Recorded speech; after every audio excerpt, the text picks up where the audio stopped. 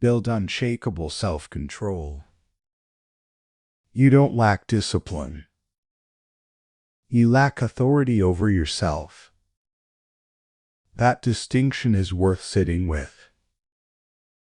Discipline, as most people understand it, is the ability to do hard things, to push through resistance, to sustain effort when effort feels unwelcome. And by that measure, most people have more discipline than they think. You have forced yourself through difficult things.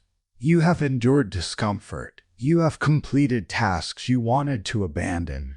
You have woken up when you wanted to sleep, and worked when you wanted to rest, and shown up when staying away would have been easier. That capacity exists in you. It is not the problem. The problem is something more fundamental. It is the relationship between what you choose and what you actually do. Between the person you decide to be at one moment and the person who acts at the next. Between the standards you set for yourself in clarity and the behavior that executes in heat. Self-control is not suppression. It is internal command.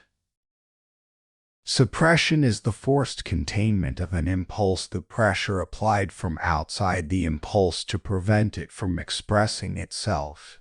It is effortful. It is brittle. It consumes resources with every application and eventually fails. The person who manages themselves through suppression is always one bad day away from the behavior they were suppressing. Because nothing about the suppression changed anything. It just held the door closed until the latch gave. Internal command is different in kind. It is not the management of an impulse from a position outside it. It is the development of an authority that the impulse does not have access to. A part of you that is not moved by the urgency of the moment. That does not need to fight the impulse because the impulse does not reach it. This is not mysticism. It is psychology. It is a specific, learnable architecture of the self, a way of being organized internally that most people never build because no one ever showed them it was possible. And because building it requires the kind of consistent, deliberate effort that the impulsive mind is specifically designed to resist. What this audiobook builds is not a better version of willpower. Willpower is a weak tool, finite, variable, state-dependent, and unreliable precisely when you most need it. What this audiobook builds is the architecture beneath willpower, the internal structure from which self-command operates. The habits of mind, the regulatory practices, the identity-level understandings that make self-control not an effort you apply to each situation, but a feature of how you operate by default. 10 chapters, 10 layers of the architecture. By the end of this, you will understand yourself and your impulses differently. And that different understanding will produce different behavior, not through motivation, through precision. Let's begin. Introduction. The architecture of self-command. Most people live in impulse mode. Not entirely, not without exception. They make plans, set goals, exercise some degree of conscious influence over their behavior. But the dominant mode, the mode in which the majority of decisions are made, the majority of reactions expressed, the majority of behavior executed is reactive. Something happens, and they respond to it immediately, automatically from whatever state they are currently in. The response feels chosen. It feels like theirs. It presents itself to consciousness as the obvious, natural, authentic thing to do given what just happened. And that feeling, the feeling of genuine agency in the moment of reaction, is precisely what makes impulse mode so difficult to see from the inside. The fundamental confusion driving impulse mode is the equation of immediacy with authenticity. The thought that arrives first, the response that presents itself most urgently, that feels most vivid and most natural, is experienced as the most genuine expression of who you are. The edited response, the deliberate response, the response that passed through a moment of evaluation before being expressed, that feels less authentic, calculated, a performance of something rather than an expression of it. This equation is not just wrong, it is one of the most costly errors a person can make about themselves. The immediate response is not the most genuine one. It is the most automatic one. It is the response most directly produced by pattern matching, by previous experience, by the habits of reaction built up across years of similar stimuli producing similar responses. It reflects not who you are at your best, most considered, most deliberate, but who you are at your most conditioned, most reactive, most like the sum of your history rather than the expression of your intention. The deliberate response, the one that passed through evaluation before expression, may actually be the more authentic one, because it reflects what you have decided to value, how you have chosen to engage with the world, who you have committed to becoming. The immediate impulse is what happened to you. The deliberate response is what you have built. There is a second confusion that must be addressed before this audiobook can do its work. The confusion between control and suppression. Most people who try to develop self-control approach it as a suppression project. They are trying to stop themselves from doing things, stop themselves from eating the thing, saying the thing, spending the resource, reacting to the provocation. They apply force to the impulse from the outside, and this force, however well-intended, has several reliable consequences. First, it is unitively expensive. Resisting an impulse through direct opposition consumes the same limited deliberate processing resource that thinking, planning, and decision-making consume. Every act of suppression is a withdrawal from a finite account. The account runs low, and when it runs low, the suppressed impulses are precisely the ones that tend to express themselves most forcefully. Second, direct suppression tends to increase the salience of what is being suppressed. The effort of not thinking about something or not doing something requires the suppressed content to remain active in working memory because you cannot prevent something from happening without continuously monitoring for it. This monitoring effect is well documented. Suppression keeps the suppressed thing present in a way that simply not engaging with it does not. Third, and most fundamentally, suppression does not change the impulse. It delays its expression. The underlying pattern, the habit, the learned response, the emotional activation remains exactly as it was. The person who has been suppressing for months has not built self-control. They have maintained a position of continuous active resistance against the same force that was there at the beginning. Self-control, correctly understood, is not the suppression of impulses. It is the development of internal architecture that changes the relationship between stimulus and response at a more fundamental level. That architecture has specific components. It includes the ability to observe an internal state without being governed by it. The trained capacity for the myropause between stimulus and response. The precision of internal language, how you narrate your own experience, and how that narration shapes what is possible in the next moment. The design of environments and habits that reduce the frequency and intensity of the impulses that most need management. And at the deepest level, an identity, a settled sense of who you are and what you stand for, that does not require the impulse to be fought, because the impulse does not reach the level at which decisions are made. Self-control as architecture means that the structure of how you are organized internally changes, and that changed structure produces different behavior without the constant application of effortful resistance. The 10 chapters ahead build that architecture layer by layer. The early chapters examine the mechanisms, how impulses form, why they feel so compelling, what is happening neurologically in the moment of reactive urgency, and why the feeling of losing control is so different from the experience of the person who has not yet lost it but is about to. The middle chapters build specific practices: the pause, the regulation of observation, the discipline of language, the design of behavioral environments, the management of desire and its sources.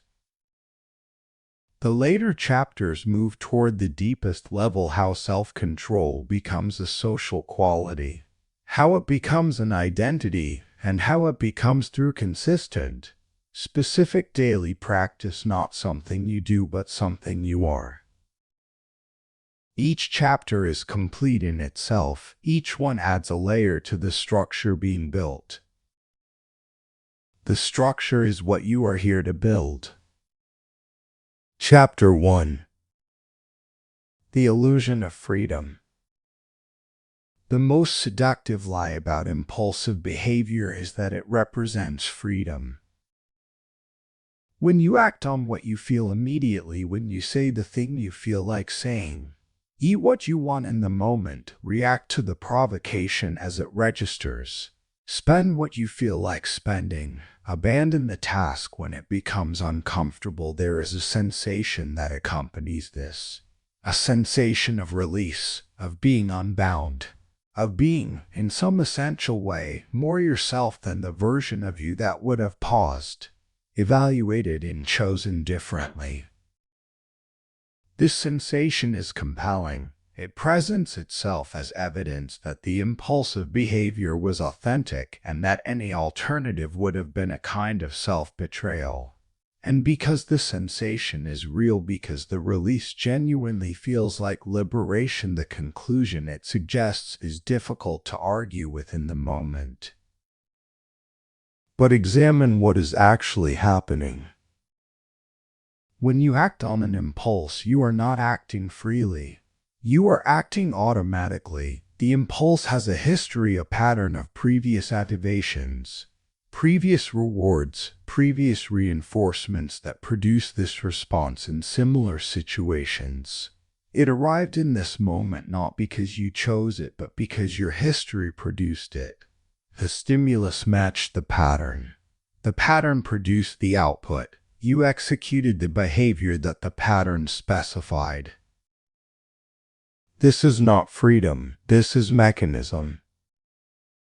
The feeling of freedom that accompanies it is the feeling of frictionless execution of behavior occurring without resistance.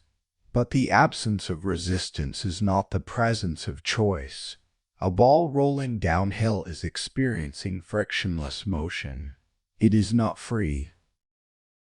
Real freedom in the precise psychological sense is the capacity to respond to a situation in a way that reflects what you have chosen to value rather than what the situation automatically produces in you. It is the gap between stimulus and response that contains genuine selection. The moment in which you actually choose rather than execute. The hidden cost of emotional expression as a default mode is not immediately visible. This is one of the features of impulsive behavior that makes it so persistently attractive. The costs are delayed and diffuse, while the rewards are immediate and vivid. The pleasure of saying exactly what you feel is felt now. The consequences of having said it, the relational friction, the professional impression, the damaged trust, the information revealed arrive later. more quietly in forms that are difficult to attribute clearly to the original moment of expression. The impulsive spending produces the immediate pleasure of acquisition. The financial consequences accumulate slowly in statements rather than sensations. The impulsive reaction to a perceived slight produces the immediate satisfaction of having responded, of having refused to absorb it without comment.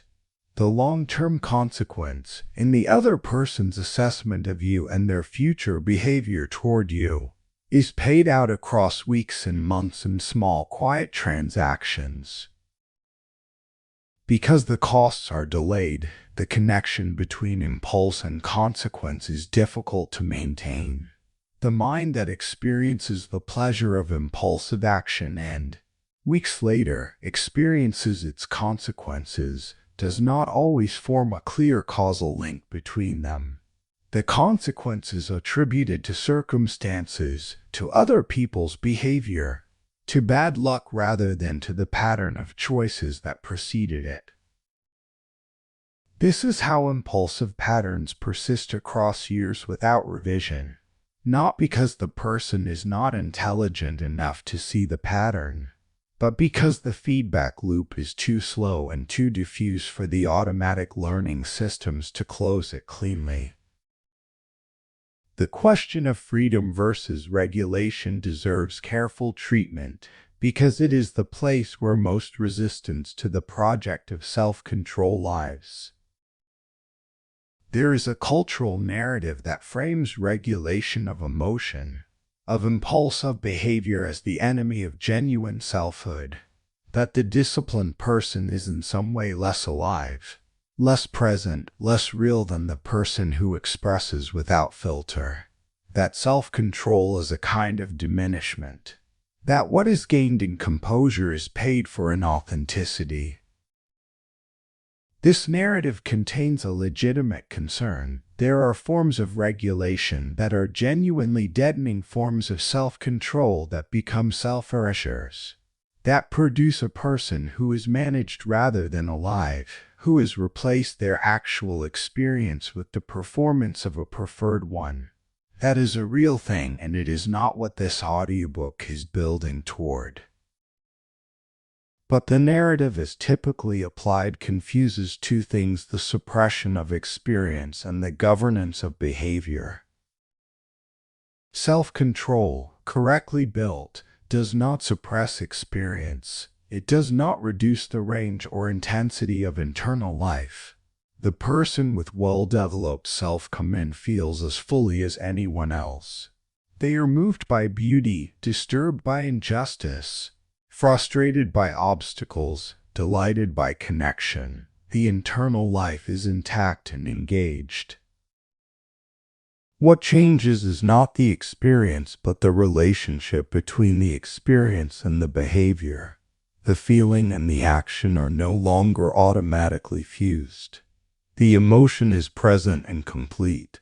What is governed is what it is used for, whether it is expressed, how it is expressed, and in which direction it channels action. This governance is not diminishment, it is capacity. The person who can feel something fully and choose what to do with it is operating with more freedom in the genuine sense of that word than the person who feels something and automatically enacts it. The former has a choice, the latter does not. There is a more fundamental way to think about the relationship between freedom and self-control, and it involves asking what kind of author you are of your own life. Some people are primarily the authors of their history, meaning that what they have already experienced, the patterns already installed, the habits already formed, the reactions already automated, or what determine most of what they do. Their behavior is written by what has already happened to them. Their freedom exists in theory and practice. They are executing a script that was written before this moment began. Other people are primarily the authors of their future, meaning that what they have decided to value, who they have chosen to become, the standards they have established for themselves, or what govern behavior. Their history informs them. It does not govern them. The gap between stimulus and response contains something that is genuinely theirs. The development of self-control is the development of authorship, not the elimination of history's influence that is impossible, but the establishment of a self that can choose, in real time, which aspects of the history to activate and which to set aside. That can say, this is what my automatic response wants to do, and this is what I am choosing to do instead. That choice, that moment of genuine selection, is freedom, not the release of acting without friction. The capacity to determine your own direction even when the current is pushing otherwise. Chapter 2. The Neurology of Urgency. Emotions feel immediate because they are immediate. This is worth acknowledging directly, because much of what is said about emotional regulation implies that the feeling of urgency, the sense that you must respond now, that waiting is impossible, that the internal state demands expression, is somehow mistaken or exaggerated. It is not. The urgency is real. The physiology producing it is real. Understanding why it feels the way it feels is the first step in developing the capacity to work with it rather than being governed by it. The emotional system in the brain operates on a faster timescale than the deliberate, analytical system. When a stimulus arrives, a threatening tone, a perceived insult, a sudden demand, a frustrating obstacle, the parts of the brain responsible for emotional processing receive and respond to that stimulus before the parts responsible for deliberate thinking have finished their assessment. The body is already responding before the prefrontal cortex, the seat of deliberate reasoning, consequence evaluation, and conscious choice, has completed its analysis. Heart rate has changed. Cortisol has begun to shift.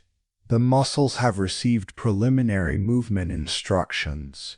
The attention has narrowed. You are already in a reactive state before you have had the chance to decide whether this situation warrants one. This is not a design flaw, it is a survival feature. In environments where threats were physical and immediate, the advantage went to the organism that responded fastest. Deliberation had a cost in those environments. The body's speed was the advantage. But the modern threats that most people navigate are not physical and immediate. They are social, professional, relational. They unfold over time. The optimal response to a perceived slight in a professional relationship is almost never the fastest possible one.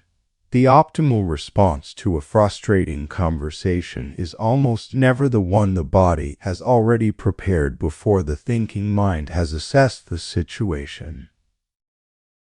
The chemical wave of reaction is worth understanding in its particulars, because understanding it gives you information you can use. When an emotional activation occurs, particularly an intense one, the kind that produces strong urgency, there is a specific physiological cascade. Neurochemicals and hormones are released. These move through the body and brain, activating specific patterns of sensation, perception, and readiness for action. The experience has a texture, the heightened alertness, the constriction or expansion in the chest, the shift in breath, the change in how clearly you can think about anything other than the triggering stimulus. This cascade has a duration. It does not continue indefinitely.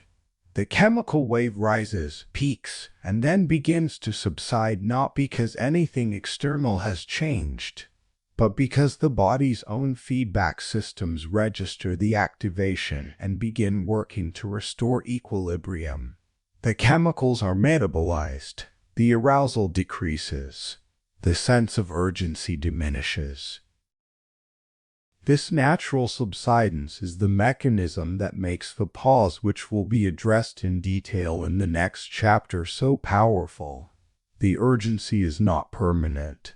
It has a natural arc, and the person who does not act during that arc will often find, at its conclusion, that the impulse which felt absolutely necessary to express a few minutes ago has significantly less power. The feeling has passed. The situation remains, but differently.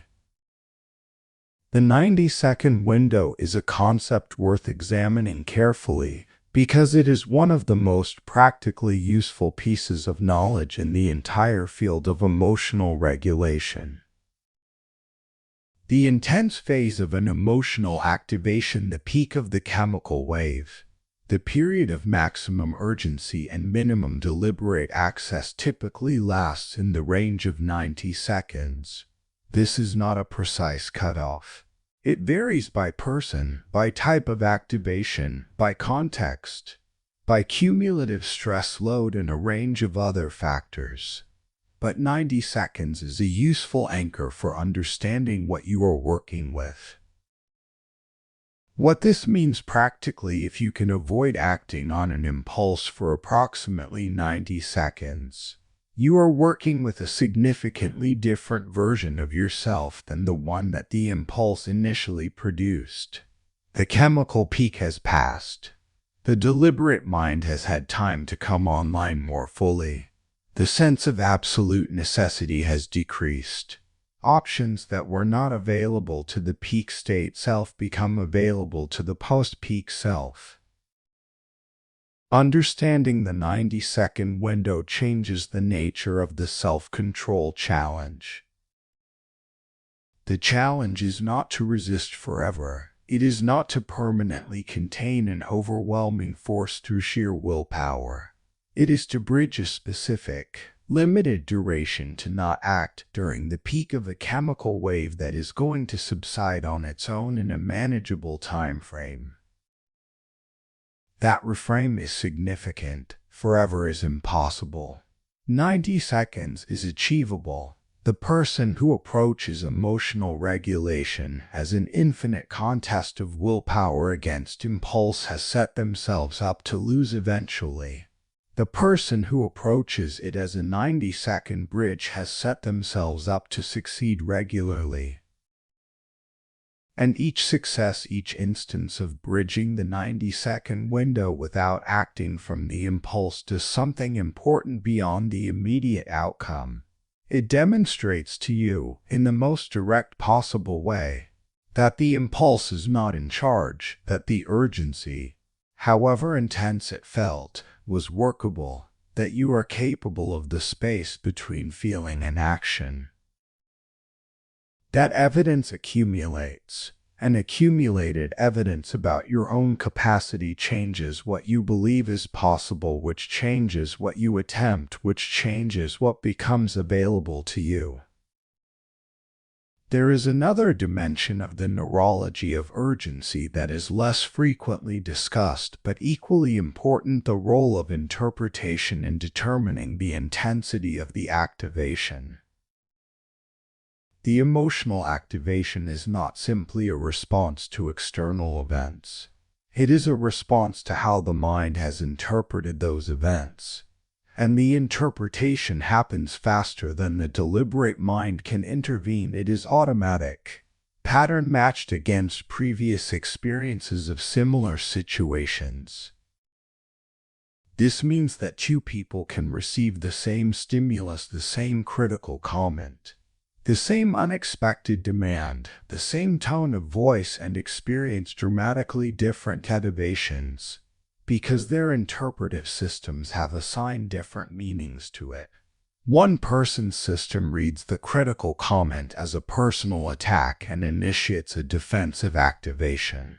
Another person's system reads the same comment as useful information and initiates no significant activation at all. The difference is not in the stimulus, it is in the interpretive system. and interpretive systems are shaped by experience, by what has been repeated, by the associations that have been built between this kind of stimulus and this kind of meaning.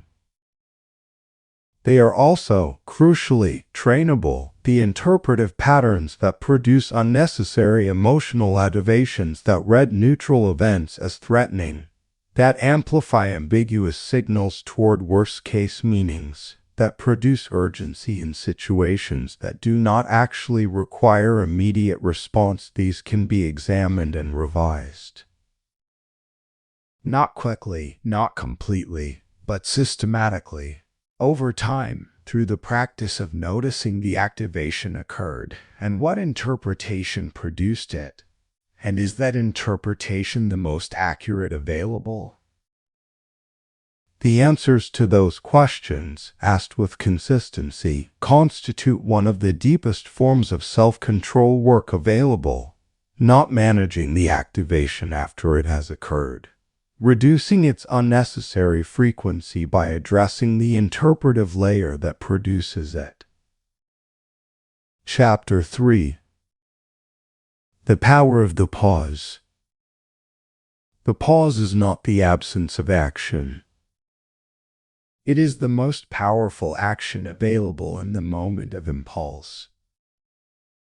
This distinction matters because the pause is frequently mistaken for passivity, for failing to respond, for hesitation, for the absence of something rather than the presence of something. It looks from the outside like nothing is happening, and because it looks like nothing, it does not feel like a demonstration of strength. It is. What the pause actually is the deliberate interruption of the automatic sequence between stimulus and response. It is the insertion of a moment of conscious intervention into a process that would otherwise execute without one. It is the exercise of the capacity that distinguishes deliberate action from conditioned reaction. Every time you pause, every time you allow the urgency to be present without immediately acting on it, every time you choose not to answer before answering, you are training the most fundamental self-control skill available. You are building the gap that does not exist naturally in reactive mode and that has to be established, maintained, and deepened through consistent practice. Meyer-Delay training is the structured development of this capacity through daily, small-scale practice, not dramatic exercises in extreme situations. Small, consistent applications of the pause in ordinary moments that feel too insignificant to merit deliberate attention, and that are, for exactly that reason, the best training ground available. Consider how Meyer-Delay training operates in practice. Someone asks you a question. Your response is immediate. The answer is already forming before the question is finished. The pause practice means deliberately not delivering that answer for a moment, 3 seconds, 5. Not to think of a better answer necessarily. To establish the habit of the gap. To practice the experience of having a response available and choosing when to release it rather than releasing it automatically. Your phone produces a notification. The reflex is to check it immediately. The stimulus is designed to produce that reflex, engineered specifically to trigger the checking response without requiring deliberate initiation. The pause practice means noticing the reflex and deferring it, choosing when you check rather than checking when you are triggered to check. Someone says something you disagree with. The response is already forming the rebuttal, the correction, the expression of your different view. The pause practice means allowing the moment to exist without immediately filling it with your response. Receiving what was said before producing what you intend to say. In each of these cases, the content of what you eventually do may not change. The pause is not primarily about producing different decisions. Though it often does, it is about practicing the act of pausing itself, building the neural pathway that allows the gap to exist, strengthening the capacity to not respond automatically, training the experience of being in possession of an impulse rather than being possessed by it. The discipline of not answering immediately is, in many social contexts, one of the most underrated forms of psychological strength. There is consistent social pressure to be fast, to respond promptly, to not make the other person wait, to demonstrate engagement through immediacy. And this pressure, applied consistently across years of social learning, produces a deep association between responding quickly and being a capable, engaged, valued participant in interactions. The association is not entirely wrong. There are contexts where prompt response is genuinely what the situation calls for. There are contexts where deliberate delay would be experienced as dismissiveness or as passive aggression. But the association has been overgeneralized. It has been applied to situations where immediacy is not just unnecessary but actively costly, where the most important thing that could happen is a moment of consideration before response, where the person who pauses is not being slow, they are being precise. Notice what you lose when you do not answer immediately. Very little in most cases. The situation does not collapse. The relationship does not erode. The other person does not conclude that you are incompetent. Most pauses, even extended ones, by the standards of ordinary conversation, are absorbed without significant consequence for the person who takes them. And notice what you gain. Access to your full thinking rather than your fastest thinking. The ability to assess what the situation actually requires rather than what the stimulus automatically produced. The option to choose your response rather than deliver the preformed one. The signal communicated without words that you are not hurried, that you process before you produce, that what you say when you do speak is something you have actually considered. That signal matters, not as a performance, as an accurate reflection of what is actually happening in someone who has built the pause as a consistent practice. They genuinely have considered it. The deliberation was real, and the quality of what follows from it tends to reflect that. Silence as internal strength is the deepest form of the pause principle, and it requires the most work to develop precisely because it is the most uncomfortable.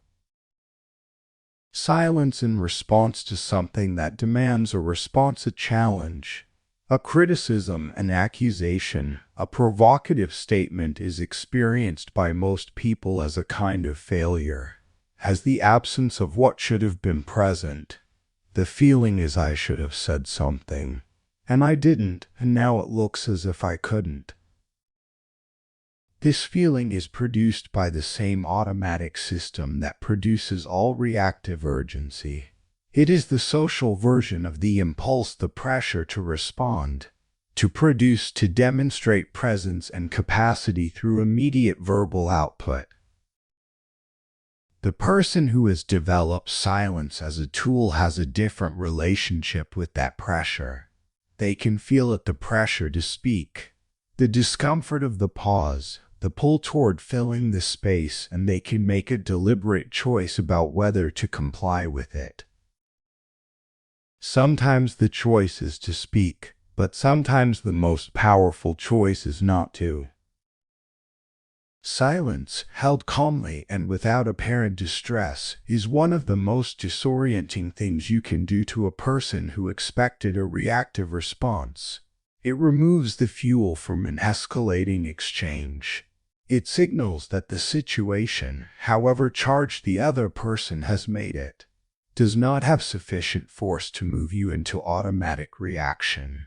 It says, without saying it, that you are operating on a different level than the one they are pressing on. And it does all of this without any of the content problems that a reactive verbal response would have created. The sentence that wasn't said cannot be misinterpreted. The explosion that didn't happen cannot be used as evidence against you. The silence, held with composure, leaves the record clean and the position strong.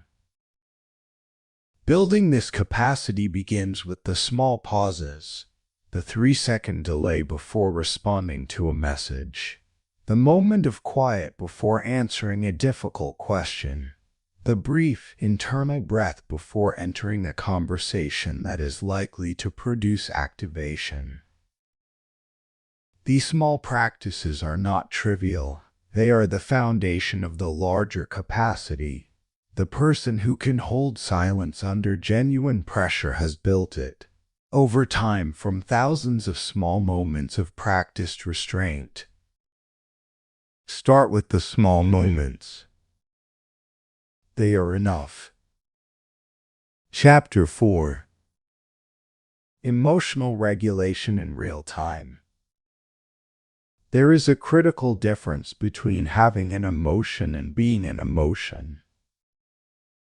Most people, in most moments of significant emotional activation, are the emotion. The feeling is not something they are experiencing, it is something they are. They are the anger, the anxiety, the frustration, the excitement. The emotion has colonized the available processing space entirely. There is no observer, there is only the experience. From inside that total identification, certain things become impossible. Assessment of whether the emotion is proportionate to the situation. Consideration of how to respond rather than whether to respond. Access to the deliberate strategic mind. The capacity for the pause described in the previous chapter. All of these require a perspective that is, in some meaningful sense, outside the experience rather than fused with it. Observing without merging is the foundational practice of real-time emotional regulation. It means developing the capacity for a specific kind of dual awareness. You are in the experience, fully present to what is happening internally, and simultaneously there is something that is noticing the experience, not judging it, not trying to change it, not suppressing it, simply registering it with a degree of separateness. This noticing creates a structural difference. The person who is entirely merged with anger is the anger. Every perception is colored by it.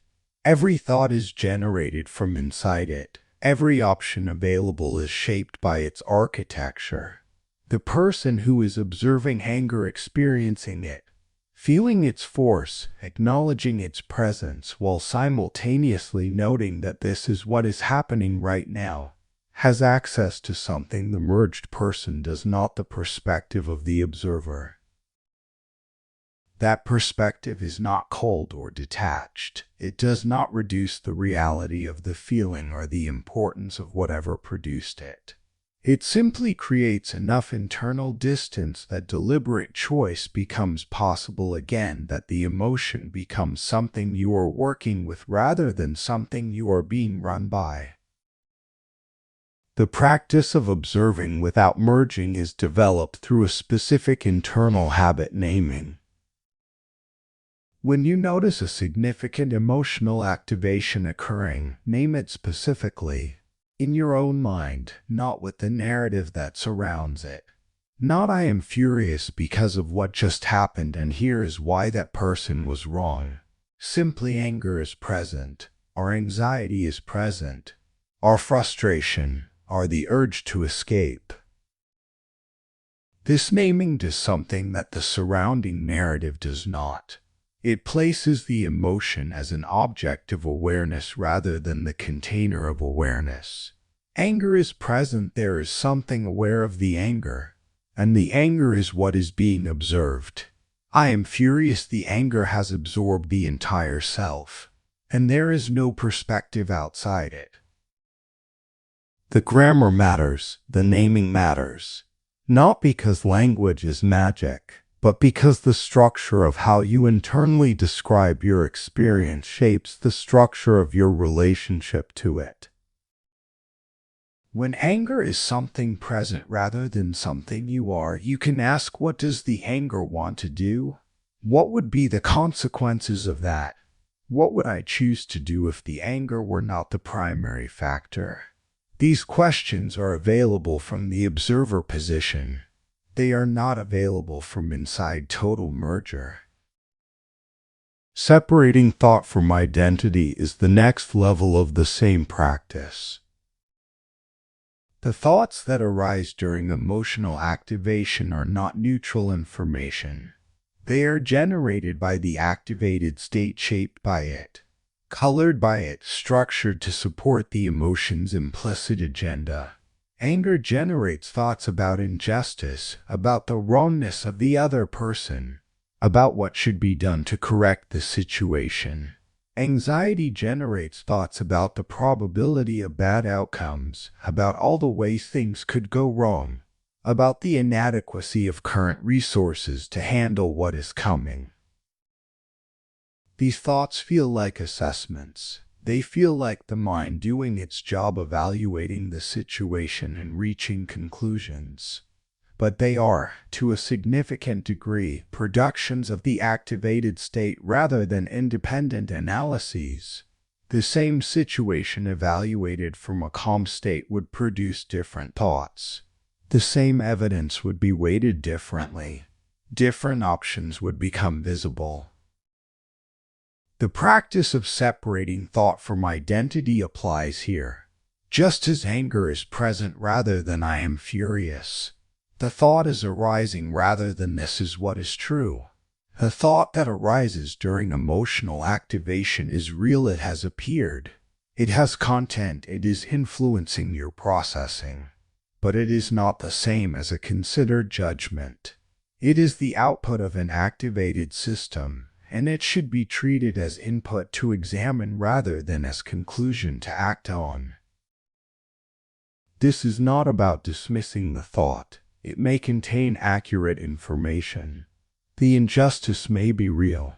The risk may be genuine. The observation about the other person may be correct. The point is not that thoughts arising during activation are wrong. It is that they are generated by a specific bias state and deserve the scrutiny that any bias source deserves. Ask, if I were not in this activated state, would this thought carry the same weight? If I encountered this same information in a neutral moment, would the conclusion be the same? Sometimes the answer is yes. The assessment survives scrutiny. It was not produced by distortion, it was produced by the emotion, but it is accurate independently. Sometimes the answer is no. The thought is the emotion speaking, not the evidence speaking, and the difference between these two cases is worth knowing before acting. Staying neutral under stimulus is the practical expression of everything this chapter describes. Neutrality does not mean indifference. It does not mean performing a calm you do not feel. It means maintaining access to a perspective that is not dominated by the activated state, holding the emotion as an object of observation rather than becoming it. Keeping the deliberate mind engaged even while the reactive system is also activated. Under stimulus means while the stimulus is present and active, not afterward when the activation has subsided and composure is easy. In the moment itself, when the impulse is at its most forceful and the pull toward automatic response is most intense. This is the hardest version of the practice. It requires everything built in the preceding chapters: the knowledge that the 90-second window exists and will pass, the capacity to pause before responding, The naming of the experience as something present rather than something you are. Under real stimulus, all of these are harder to access than in calm practice. The activation is interfering with exactly the cognitive systems that the practice depends on. This is why the practice must be built in small moments first. The person who has practiced the pause in low-stakes situations, who has rehearsed the naming habit in relatively calm states, who has built the observer perspective in ordinary daily moments, that person has these capacities more available when the high-stakes moment arrives. They are not reaching for tools they have never used. They are using tools that have already been built. The building happens in the ordinary days. The capacity is used in the exceptional ones. Chapter 5. Controlling language. Language is not merely the description of experience. It is the construction of it. The words you use internally, the narration running inside your mind as you move through experience, do not simply report what is happening. They shape what is possible in the next moment. They determine what the situation appears to contain, what options appear to exist, what the stakes appear to be, and what you appear to be capable of. This is not a metaphor. The internal narrative is a functional structure. It sets the parameters within which thinking, assessment, and decision occur, and because it runs largely below conscious scrutiny, because it narrates so continuously and fluently that it does not call attention to itself as something that could be other than it is, most people have less authority over its content than they have over almost any other aspect of their behavior. Words function as behavioral triggers in a specific and practical way. The word or phrase you use to describe a situation determines, to a significant degree, the emotional activation the situation produces. Calling a challenge a threat activates a different physiological and psychological response than calling the same challenge an obstacle. Calling someone's behavior an attack activates different responses than calling the same behavior disappointing. Calling a difficulty a disaster activates different neural patterns than calling the same difficulty a problem. The words are not neutral labels. They carry activation potential, and they activate what they carry in the person using them. Consider two internal narratives for the same situation. A critical comment has been made about your work. Narrative 1: this is outrageous. They have no idea what they're talking about. I can't believe they would say this. This is completely unfair and I'm not going to stand for it. Narrative 2: there is criticism here. Some of it may not be accurate. I should assess what is and what is not before responding. The external situation is identical. The physiological and psychological state produced by each narrative is not. The first narrative is generating activation, escalating it, and removing access to the deliberate mind through the sheer heat of its own language. The second narrative is registering the situation without amplifying it, and keeping the deliberate mind engaged by remaining within the bounds of what is actually known. Intelligent people speak less and mean more. This is both a practical observation and a principle of internal authority. The person who is internally undisciplined, whose inner narration is extensive, emotionally amplified, running in circles without resolution, tends to produce extensive, emotionally amplified external language as well. The internal pressure seeks release through expression. The more agitated the internal state, the more words it generates, and the less those words are likely to serve any purpose beyond discharging the pressure. The person with well-developed internal language control has a different relationship with words. They have learned, through practice, that less language more precisely chosen, more deliberately deployed carries more weight than more language. That the sentence that says exactly what it needs to say and stops is stronger than the sentence embedded in 6 supporting sentences that are mostly performing the same function as throat clearings. Internally, this means learning to shorten the narrative. When the situation produces a complex internal reaction, the discipline is not to narrate it fully, but to find the most accurate, minimally amplified description of what is actually happening. Not everything is falling apart, and I have no idea how to handle this, and it was inevitable, and I should have seen it coming. But this is difficult, and I am figuring out what to do. The reduction is not the suppression of the experience. It is the refusal to let the language amplify the experience beyond what it actually is. Emotional exaggeration in language is one of the most common and most costly linguistic habits. It operates through the systematic use of absolute, total, and extreme language to describe situations that are difficult but not actually extreme. Always and never applied to things that happen sometimes. Impossible applied to things that are hard. Catastrophic applied to things that are setbacks. Hate applied to things that are annoying. Destroyed applied to things that are damaged. This exaggeration is not deliberate deception. It is habitual impression language learned from an environment where emotional amplification was normal, where overstating the intensity of experience was how experience was communicated, where the mild description felt inadequate to the genuine feeling.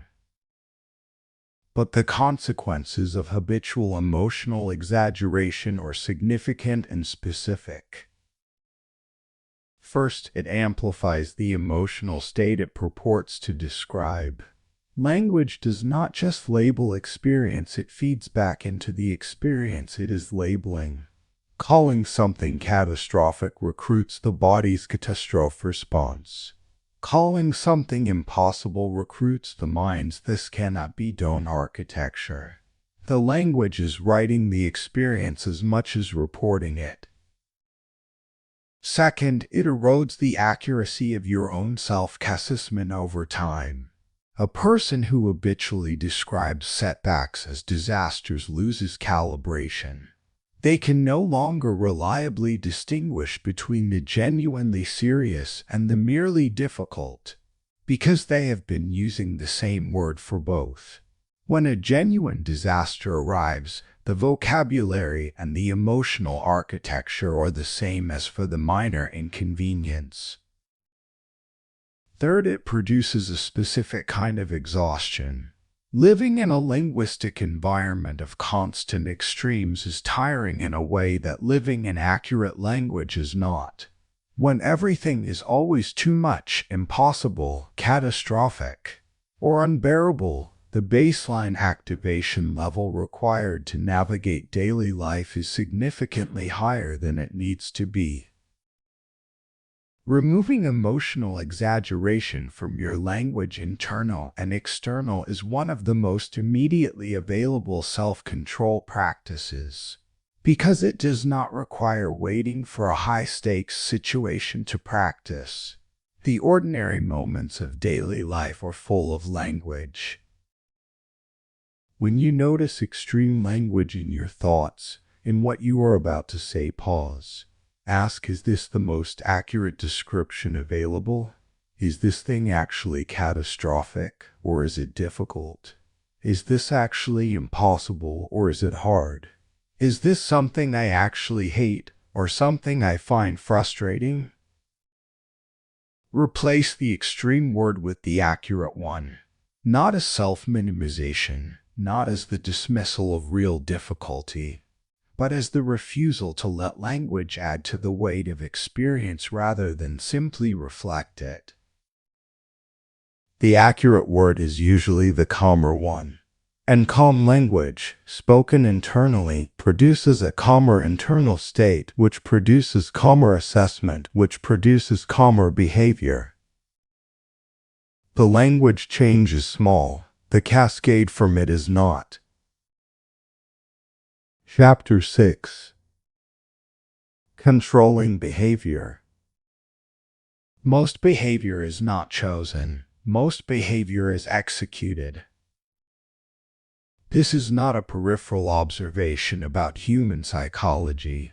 It is perhaps the most important structural fact about how behavior actually works. The estimate from research is that somewhere between 40 and 60% of daily behavior occurs as habit, as automatic execution of learned patterns in response to familiar cues. Without deliberate initiation or conscious evaluation, the real proportion may be even higher, because the habits that are most deeply automatic are often least visible to the person executing them. What this means for self-control is that trying to manage behavior at the point of execution, the moment of decision in each specific instance, is working at the wrong level for most of the behavior that most needs managing. The habit is executing before the deliberate mind has been consulted. Intervening after the fact is possible but expensive. The more effective intervention targets the automatic pattern itself and the environment that cues it. Interrupting automatic habits requires a specific understanding of how habits are structured. Every habit consists of at least three elements: a cue, a routine, and a reward. The cue is the environmental or internal trigger that initiates the habit: a specific time of day, a particular location and emotional state, a social context. The routine is the automatic behavior that follows the cue. The reward is the outcome that the habit produces: the satisfaction, the relief, the pleasure, the reduction of discomfort. The habit loop runs automatically because the cue-to-routine connection has been sufficiently reinforced through repetition that it no longer requires deliberate initiation. The cue is present, the routine fires. This is efficient. It is also resistant to change by willpower alone, because willpower operates at the level of the routine while the cue and the reward structure remain intact. The person who tries to stop an automatic behavior through willpower alone, who attempts, at the moment the cue fires, to simply not execute the routine, is fighting against a well-established system with a single, finite tool. They will sometimes succeed and often fail, because the cue is still producing the same activation and the reward is still waiting on the other side. The effective approach to interrupting automatic habits works with the habit loop structure rather than against it. The first intervention point is the cue. If a specific cue reliably produces an unwanted routine, removing or modifying the cue reduces the frequency with which the routine is initiated. The person whose phone notifications produce the reflex to check every few minutes does not need to summon willpower each time they need to modify the notification settings. The cue has been addressed, the routine has fewer opportunities to fire.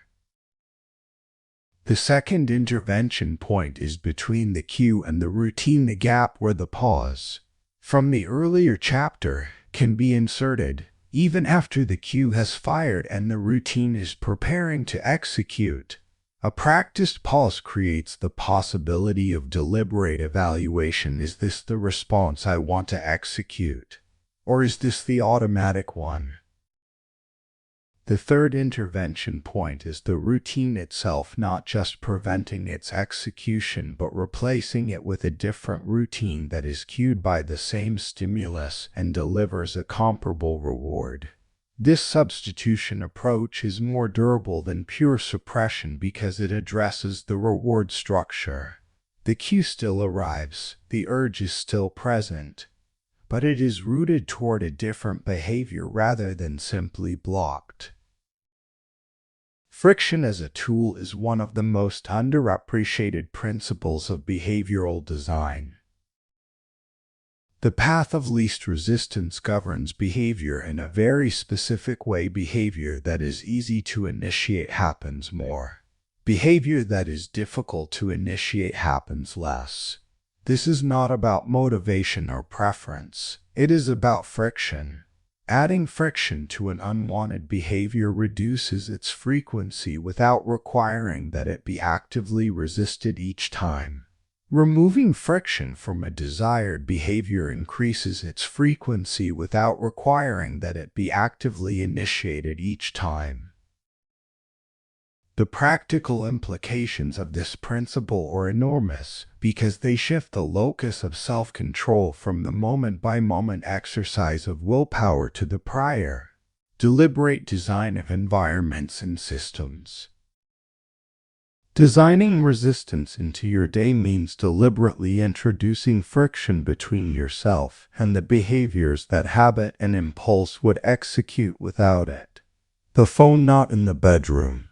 The social media applications requiring extra steps to access. The snack that requires a trip to a different location. The easy path to the valuable behavior and the difficult path to the one you are trying to reduce. What makes friction design different from willpower-dependent self-control is its sustainability. Willpower is depleted by use, varies with state, and is least available precisely when it is most needed in high carousel, fatigued or distracted conditions. Friction does not deplete. It does not vary with your mood. It does not require that you be at your best to do its job. The extra steps required to access the behavior you are managing remain extra steps whether you are well-rested or exhausted, calm or activated, motivated or indifferent. A single friction-designed decision made in a clear, deliberate moment substitutes for thousands of willpower applications made in subsequent ordinary moments. The economy is significant. The energy saved is available for the things that cannot be pre-decided, the novel situations. The genuine dilemmas, the moments that require fresh deliberation rather than executed design.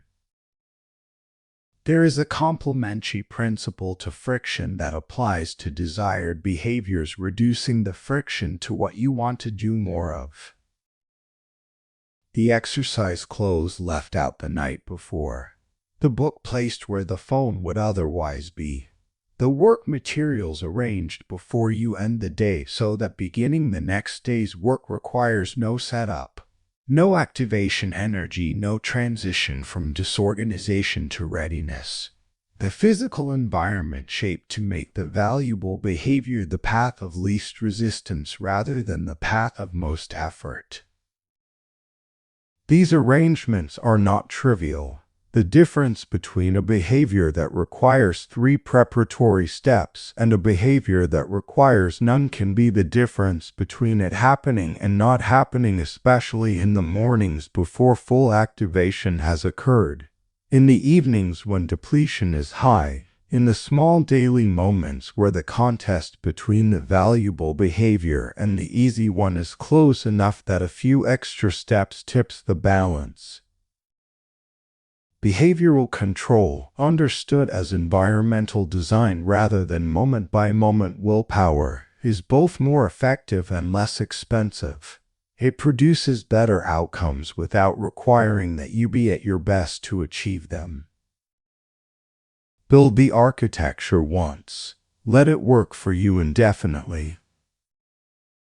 Chapter 7. Managing Desire. Desire is not the enemy of self-control. Misdirected desire is. The distinction is important because a significant portion of the cultural discourse about self-discipline positions desire itself as the problem, as the force that must be overcome.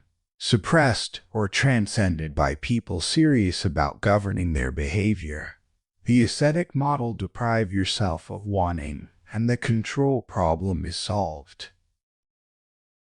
This is wrong as both a description and a prescription. Desire is the engine of everything. It is what produces action, sustains effort, generates the investment in outcomes that makes doing difficult things worthwhile. The person without desire is not disciplined. They are depleted, and the attempt to eliminate desire as a regulatory strategy produces not control but a different kind of problem, the hollowness that comes from having removed what made the effort meaningful. The management of desire is about its direction, not its elimination. Immediate pleasure versus strategic satisfaction is the fundamental tension. Both are genuine, both are real. The immediate pleasure of the thing you want right now is a legitimate signal about what the body and the present self value. The strategic satisfaction of the outcome that requires deferring immediate pleasure is a legitimate signal about what the longer horizon self values. The self-control problem is not that immediate pleasure is wrong. It is that the systems tracking immediate pleasure are faster, louder, and more physiologically powerful than the systems tracking strategic satisfaction. The dopamine hit available now is more vivid than the satisfaction available in 6 months, regardless of how much larger the 6-month satisfaction might be in objective terms. Managing desire means developing the capacity to bring the longer horizon self into present experience with enough vividness that it can participate in the contest. Not abstractly, not as a principle you know to be true, but that doesn't feel real in the heat of the immediate desire. Vividly, specifically, with enough detail and emotional presence that the future outcome is not just conceptually appealing but felt. Dopamine awareness is the specific knowledge that makes managing desire more precise. Dopamine is frequently described as the pleasure chemical, the neurochemical responsible for the sensation of enjoyment. This description is partially accurate and significantly misleading.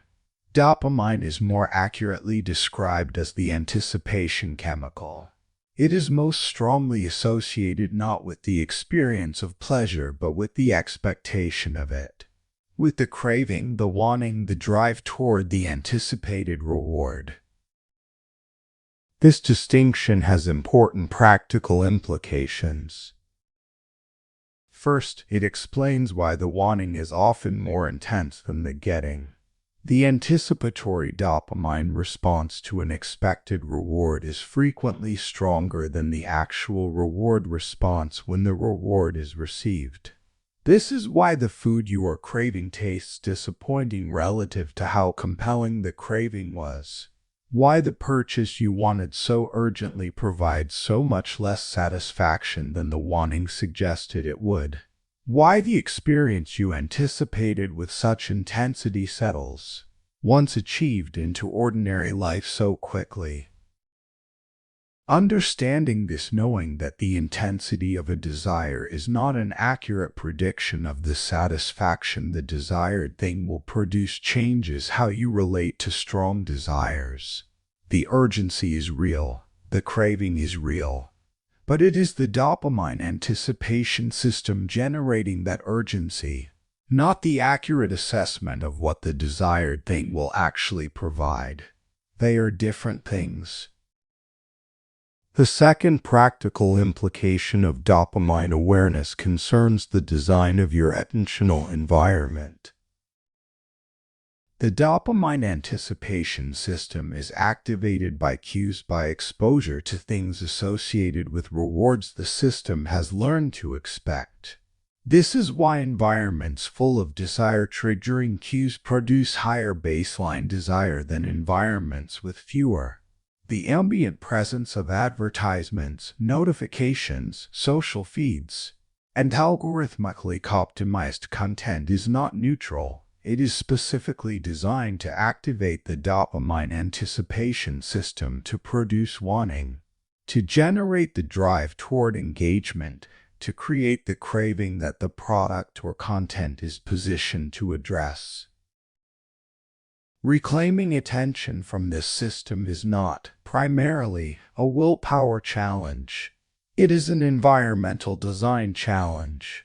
The cues that trigger unnecessary desire activation can be reduced, not eliminated, but meaningfully reduced through deliberate management of what has access to your attentional field.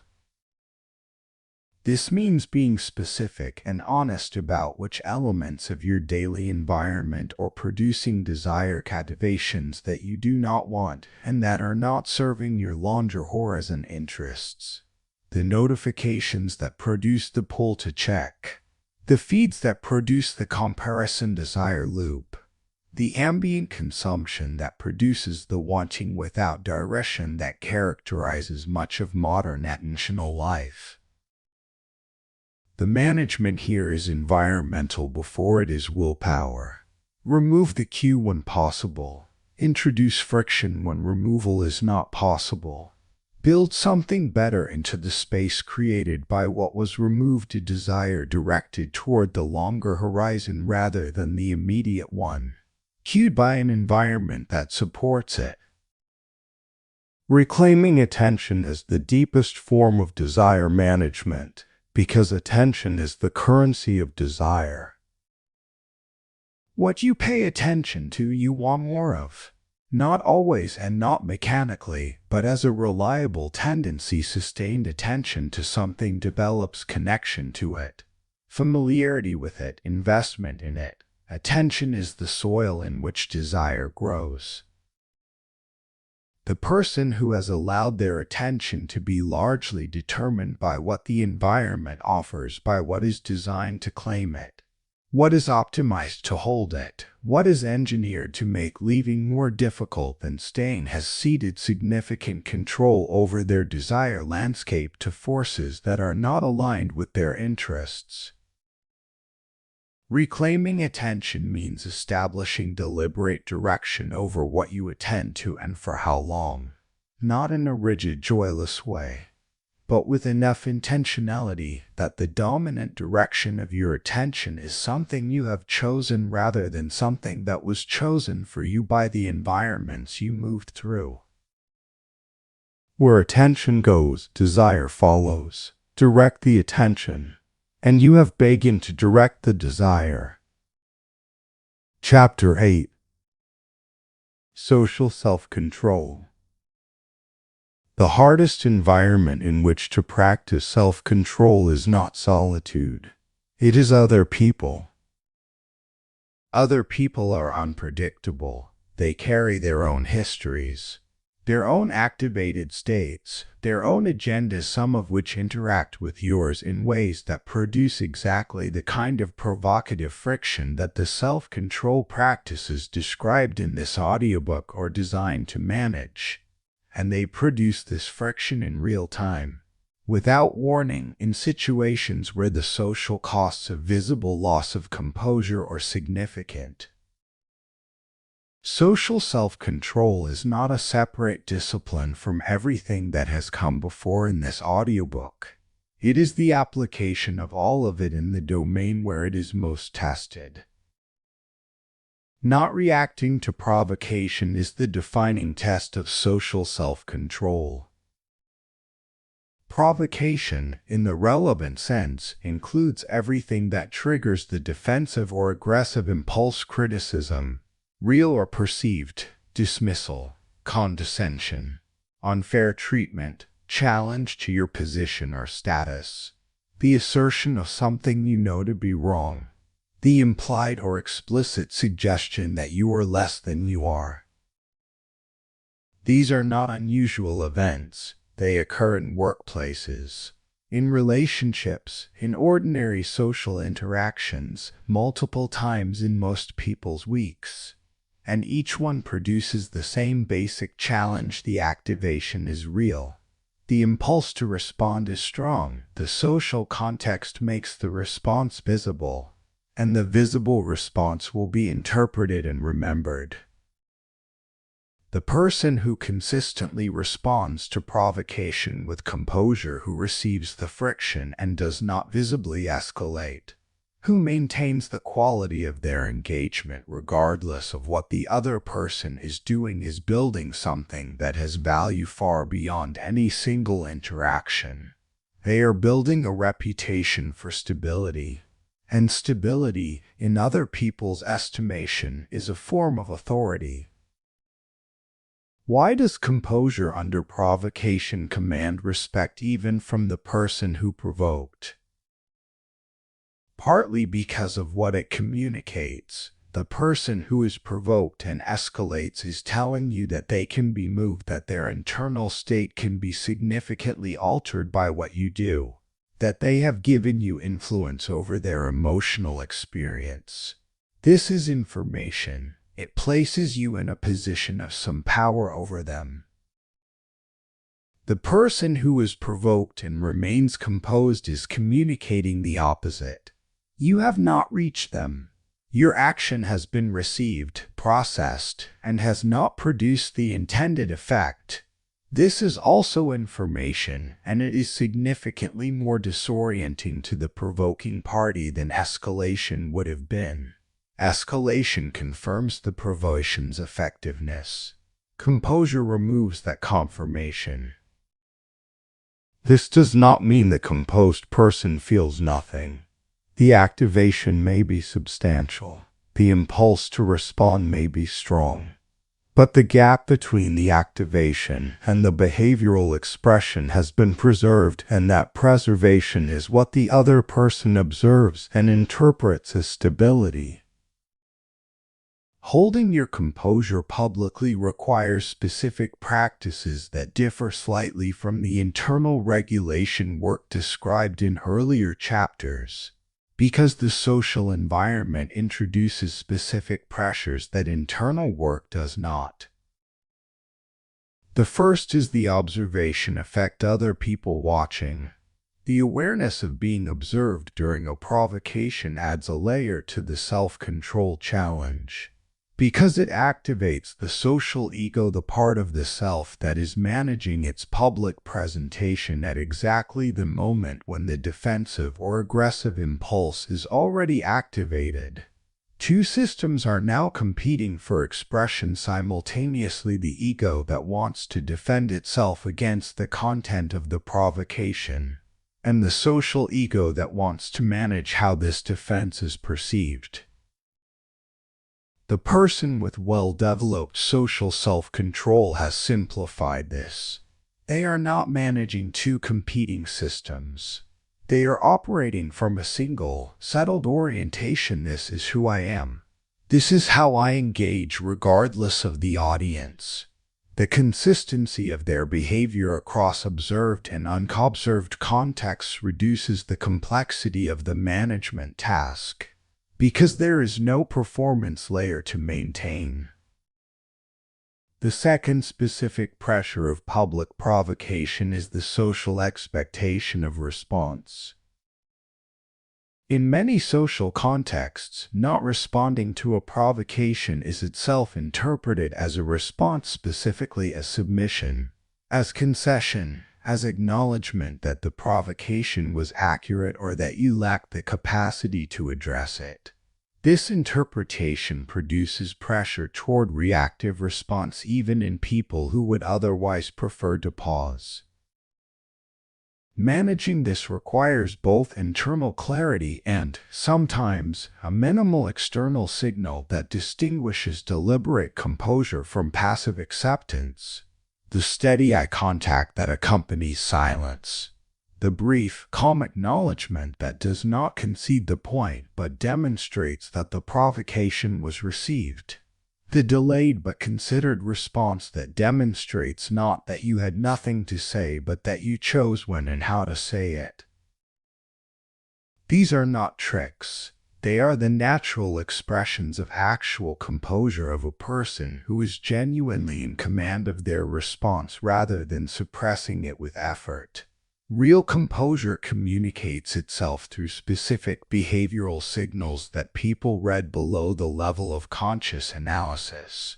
The quality of attention, the pace of movement, the voice, these signals are what the observing person actually responds to, whether they are aware of it or not. Emotional economy is the governing principle of social self-control, and it deserves careful articulation. Emotional economy means treating your emotional engagement, your responses, your activations, your visible reactions as a resource to be invested deliberately rather than spent automatically. Not all situations warrant the same investment. Not all provocations deserve a response. Not all conflicts merit escalation. The person practicing emotional economy asks, before engaging emotionally with a situation, what is the return on this emotional investment? What do I actually gain from reacting here? What is the cost of reacting in terms of composure, reputation, relationship, and energy versus the cost of not reacting? This is not cold calculation. It is the application of deliberate thought to emotional engagement, the same kind of deliberate thought that this audiobook has been building throughout. The result is not emotional withholding or performative indifference. It is the conservation of emotional resources for the situations and relationships that genuinely merit them, and the refusal to spend those resources in situations that do not. The person who reacts to every provocation is spending their emotional capital on every available stimulus. At the end of the day, at the end of the year, they have spent a great deal and produced relatively little, because most of the situations that provoked them were not worth the engagement they received. The person practicing emotional economy has more available for what matters. They are not less engaged. They are more selectively engaged, and the selectivity itself is a form of authority over their own state, and over how that state is perceived by others. Chapter 9. Identity and Internal Authority. Everything described in this audiobook so far is practice. It is the development of specific skills: the pause, the observing, the language discipline, the behavioral design, the emotional economy. These skills are valuable and their accumulation produces real change. But there is a level below the skills, a level that, once reached, changes the nature of the self-control challenge from a skill application problem to an identity expression. That level is who you have decided you are. The person who is still developing the skills works at each moment of impulse to apply what they have practiced. The pause requires initiation. The regulation requires effort. The language discipline requires noticing and correcting. Each instance of self-control is, to some degree, a deliberate act, something chosen against the pull of the automatic response. The person who has allowed the practice to penetrate to the identity level has a different experience. They do not feel the same pull. Not because the impulses have been eliminated. Impulses are biological and will always arise. But because the identity level commitment means that acting from the impulse is not, in the most fundamental sense, something they do. It is not consistent with who they are. And behavior that is deeply inconsistent with identity is resisted not by effort, but by the basic structural organization of the self. This is the difference between someone who is trying not to react and someone who is simply not the kind of person who reacts. The first person is in a contest. The second person has moved past the contest. Becoming someone who doesn't react is not a performance. It is a genuine transformation of the internal architecture, one that happens gradually through the accumulation of evidence. Every time you pause when the impulse pushes for immediate action, you produce evidence that you are the kind of person who pauses. Every time you speak precisely when the emotion pushes for excess, you produce evidence that you are the kind of person who speaks precisely. Every time you hold composure in a situation that would have previously moved you to reactivity, you produce evidence that you are someone with genuine internal authority. This evidence accumulates, and accumulated evidence about your own behavior under pressure becomes the foundation of a genuine identity claim, not the affirmation of a belief you hold about yourself in the abstract, but the lived reality of consistent behavior that you can observe. The person who has this record, who has, over months and years, behaved consistently with a set of internal standards across a range of situations and conditions, carries that record into every new situation. It is not visible, but it is present. It is the internal authority that makes the behavior possible before the test even begins. Internal standards are the specific architecture of identity-based self-control. Most people have standards. They believe in certain values, aspire to certain kinds of behavior, would prefer to act in certain ways rather than others. But there is a significant difference between having standards as aspirations and having them as requirements. Aspirational standards are negotiable. They are what you aim for under favorable conditions. When the conditions are difficult, when the activation is high, when the cost of maintaining the standard feels significant, the aspirational standard can be rationalized away. There is always a reason available for why this particular situation is different, why this particular moment warranted the exception, why this standard applies in general but not right here. Required standards are non-negotiable, not in the sense of perfectionism, the demand for flawless execution that breaks at the first failure. In the sense of structural commitment, this is how I operate, not how I aspire to operate, how I do operate. Deviations are not exceptions, they are errors requiring correction, not justification. The transition from aspirational to required standards is not a single decision. It is the product of a specific practice, defining your standards clearly enough that you know what they require in specific situations, and then responding to violations of those standards with correction rather than with narrative about why the violation was acceptable. This is a harder practice than it sounds, because the human capacity for self-justifying narrative is enormous.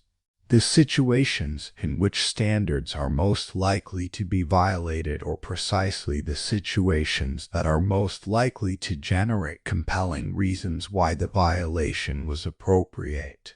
The high activation moment, the extreme pressure, the unusual circumstances all produce narratives that rationalize the exception as a necessity rather than a choice. The person operating from required standards notices the narrative and does not follow it. They acknowledge the difficulty of the situation without using the difficulty as a reason to abandon what they stand for. Self-command as identity is the destination of everything this audiobook has been building toward. Self-command means that the authority over your own behavior is genuinely internal, not external, not situational, not dependent on favorable conditions or sufficient motivation or the absence of powerful impulses. It is present in difficult conditions, under activation, in the presence of strong desire, in situations designed to produce reactivity.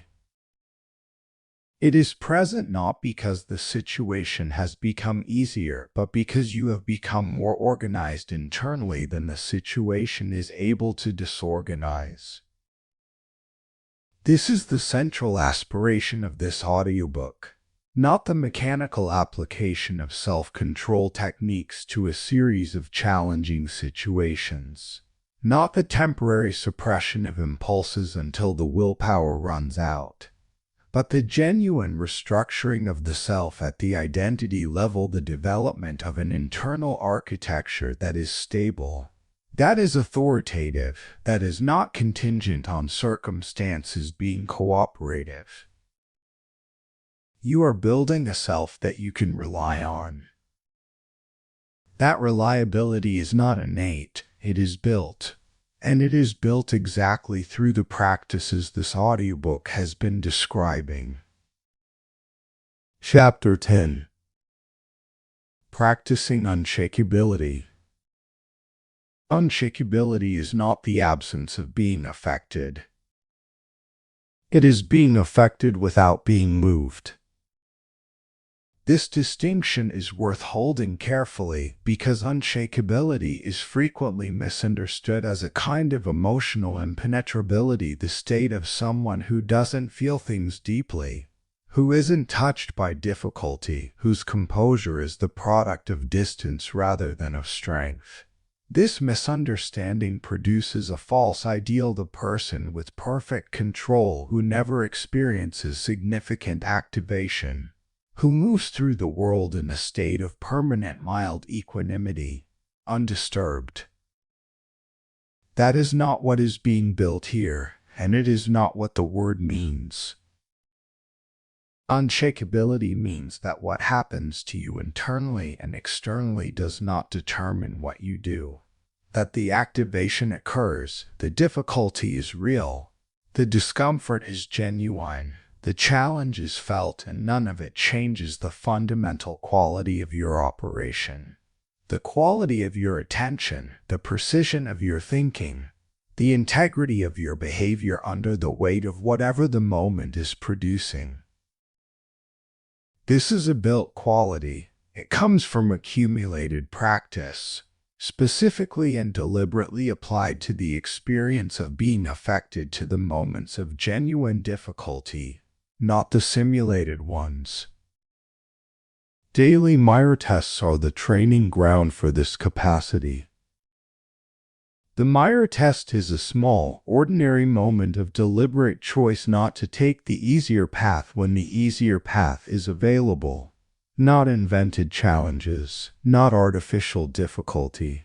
The real, daily friction that ordinary life consistently provides and that most people consistently avoid or respond to automatically. The practice of daily mirror testing is both simple to describe and demanding to execute with the consistency that makes it useful. It involves identifying, across the day, the moments where an impulse arises and the automatic response is available, and choosing deliberately, with full awareness of what you are choosing to do, something other than the automatic thing. This does not always mean choosing against the impulse. Sometimes the impulse is aligned with your standards and values, and executing it deliberately, consciously choosing what the automatic response would have done anyway, is itself a form of practice. The point is the deliberateness. The point is that choice is in the process, not merely in the outcome. But mirror tests are most valuable when they are genuine, when the automatic response would have been something different, something easier, something that serves the immediate self at the expense of the longer horizon one. The moment of discomfort accepted without complaint or flight.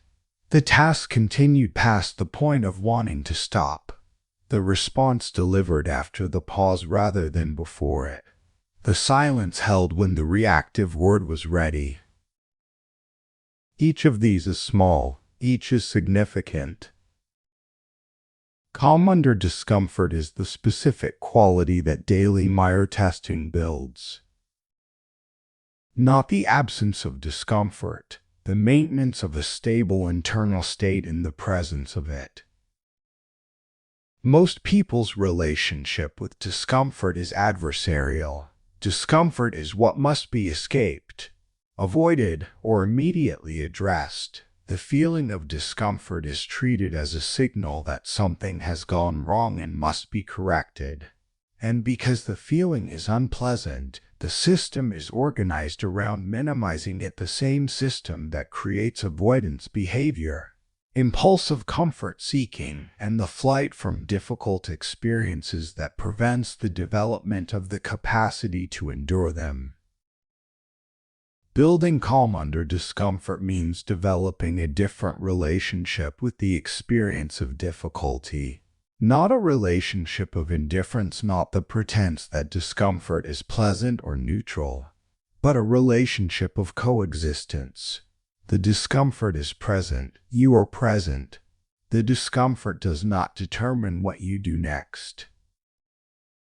This relationship is built through exposure, through the deliberate, graduated experience of discomfort that is not immediately fled, of difficult states that are observed rather than escaped, of the gap between the onset of discomfort and the response to it that is widened through consistent practice. It is worth being specific about what this looks like in ordinary daily life. It is the uncomfortable conversation not deferred again, the difficult email written and sent rather than held in the draft folder for another week, the physical challenge, the cold, the fatigue, the exertion experienced without the automatic softening that turns hardship into complaint, the social friction absorbed without requiring immediate resolution, the uncertainty sat with rather than immediately converted into premature decision. In each of these moments, the practice is identical. The discomfort is present, it is acknowledged, and the response to it is chosen rather than automatic. Each time this happens, the tolerable range of discomfort expands slightly. The baseline of what can be held without loss of composure increases incrementally. Over time, not weeks, but months, not months, but sustained practice across years, this expansion produces something qualitatively different from the original baseline. The person who has practiced calm under discomfort across hundreds of ordinary moments has a genuinely different relationship with difficulty than the person who has not. Not because the difficulty is less real, but because the self meeting it is more organized. Building controlled confidence is the final synthesis of everything this audiobook has built. Controlled confidence is not performance confidence, the projection of certainty that is deployed to manage impressions in the absence of genuine internal ground. It is not the confidence of someone who has not yet been tested. It is not the brittle confidence of someone whose self-assessment depends on everything going well. It is the confidence that comes from knowing, through evidence, that you can be in difficult situations and maintain your quality, that the activation will occur and you will manage it, that the impulse will arise and you will choose, that the provocation will come and your composure will hold. Not because you are exceptional, not because the situations are easy, but because you have built the capacity through consistent, honest, repeated practice. This confidence is quiet. It does not need to be expressed to be real. It does not require validation from others or favorable circumstances to maintain itself.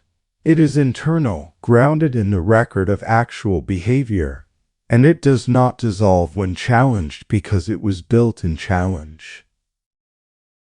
The daily practice of Meyer testing, of calm under discomfort, of choosing the deliberate response when the automatic one is available. This is not a program with an end date. It is a way of living that produces, over time, a person who is recognizably different from the one who began. Not different in the obvious ways, the same appearance, the same voice, the same history, but operating from a different internal location, quieter in the moments that previously produced noise, steadier in the situations that previously produced drift, more present in the spaces between stimulus and response, and more deliberately in command of what fills those spaces. That is unshakability. It is earned. And it is built precisely here in the ordinary moments, the small decisions, the daily practice of choosing who you are. Closing. Self-control is not visible, but it changes everything people see in you. There is a paradox at the center of genuine self-control. It is by definition internal. Its practice is private. The pause happens before the response, not in it. The regulation happens in the gap between feeling and action, not in what is expressed. The identity level work, the accumulation of evidence, the development of internal standards, the deepening of the self that does not react. All of this is invisible to other people. And yet it changes profoundly everything that other people observe. They observe it in the quality of your presence in difficult conversations, the steadiness that does not require explanation, the composure that does not perform itself, the engagement that is full and genuine and not distorted by the defensive or aggressive urgency that characterizes the presence of someone without internal command. They observe it in the consistency between what you say and what you do, the alignment between stated values and actual behavior that is only possible for people whose internal standards have become requirements rather than aspirations. The reliability that other people experience as trustworthiness, though what they are actually observing is the behavioral expression of internal coherence.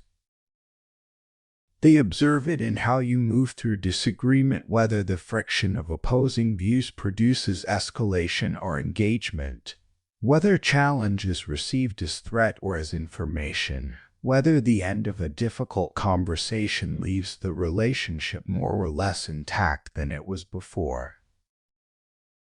They observe it in what you do not do, in the reactions that do not occur, in the words that were not said, in the escalation that was not met, in the provocation that did not land, in the pressure that was absorbed without visible strain. None of this communicates itself through explicit demonstration. The person with genuine internal authority does not need to announce their composure or assert their discipline. The behavior makes the case without commentary, and the case it makes, the impression it leaves, the quality of presence it produces is different in kind from anything that can be performed or projected from a foundation of genuine instability. People sense the difference, even when they cannot articulate it. Consider what this audiobook has built across its 10 chapters. The first layer, understanding the illusion of freedom, clarified that impulsive behavior is mechanism, not authenticity, that the experience of release is the experience of frictionless execution, not genuine choice. The neurology of urgency made the chemical wave visible, gave the 90-second window a name, a duration, and therefore a workability that it did not have when it felt infinite. The second layer, practice, the power of the pause, installed the fundamental gap, the deliberate interruption between stimulus and response. Emotional regulation in real time built the observer perspective. The naming habit, the capacity to be in an emotion without becoming it. Controlling language addressed the narration that shapes experience. The words that either amplify or accurately describe what is happening. Controlling behavior shifted the focus from willpower to architecture, from resisting impulses to designing environments where those impulses are less frequently triggered and less easily executed. The third layer, depth. Managing desire addressed the direction of the engine rather than its suppression. Social self-control applied everything to the hardest domain, other people. In real time, with stakes, identity, and internal authority moved the locus of self-control from technique to selfhood, from something you apply to something you are.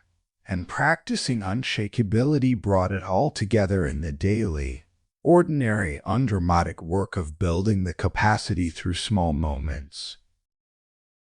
These layers are not independent, they build on each other. The identity work requires the practice. The practice requires the understanding. The understanding without practice produces knowledge that never changes anything. The practice without the identity work produces skill without stability. The full architecture requires all of them. What you are leaving this audiobook with is not a set of techniques to apply. It is a map of the territory of your own psychology, the mechanisms that produce impulsive behavior, the systems that can be trained, the levels at which genuine change occurs. And it is a practice orientation, the understanding that what matters is not what you know about self-control, but what you do with the moments that test it. Those moments are not in the future, they are today. In the conversation that will produce activation. In the task that will produce the urge to stop. In the notification that will produce the reflex to check. In the situation that will make the easy response available and the deliberate one require effort. In each of those moments, the architecture is either built or abandoned. One brick at a time. One pause at a time. One choice of the deliberate response over the automatic one. The person you are building, the one who does not react automatically, who holds composure under genuine pressure, who speaks precisely, who manages their desire rather than being managed by it, who maintains internal standards regardless of external pressure. That person is not a distant ideal. They are the accumulated product of what you do today, and tomorrow, and in the ordinary days that follow. Self-control is not a performance. It is not visible in any single moment. It does not announce itself. But over time, it becomes the person that others experience when they encounter you. The quality of presence that they describe afterward as composed, reliable, unshakable, trustworthy, real. You don't lack discipline. You are building authority over yourself. Self-control is not visible, but it changes everything people see in you.